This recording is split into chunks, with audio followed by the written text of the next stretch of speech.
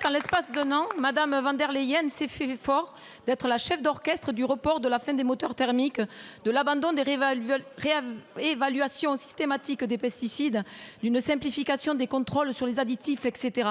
Cette longue liste continue dès le début de cette année. Dans une provocation sans nom pour les agriculteurs qui furent jusqu'à 5000 à contester ce traité devant le Parlement de Strasbourg, la présidente de la Commission européenne avait qualifié d'historique le jour de la signature du traité de libre-échange avec le Mercosur. Historique, sacrifier les paysans et les paysannes et le climat pour favoriser les exportations de voitures allemandes. Est-ce ça l'histoire ?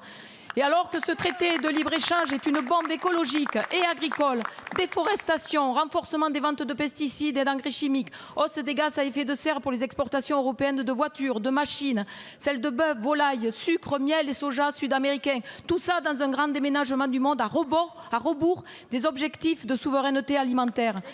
4 jours après la journée historique de Mme von der Leyen, les députés ont voté la saisine de la Cour de justice de l'Union européenne. Le jour même, le chancelier allemand s'en est offusqué en souhaitant que cet accord soit appliqué à titre provisoire dès maintenant.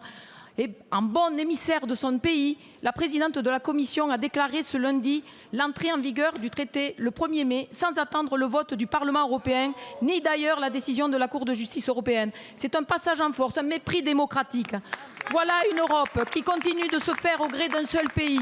Le président Macron n'est pas meilleur en politique internationale qu'il ne l'est pour les affaires intérieures. Lui qui souhaitait encore cet accord il y a quelques mois. Monsieur le Premier ministre, après ce piétinement du Parlement européen, qu'est-il prévu pour sauvegarder les intérêts de la France ?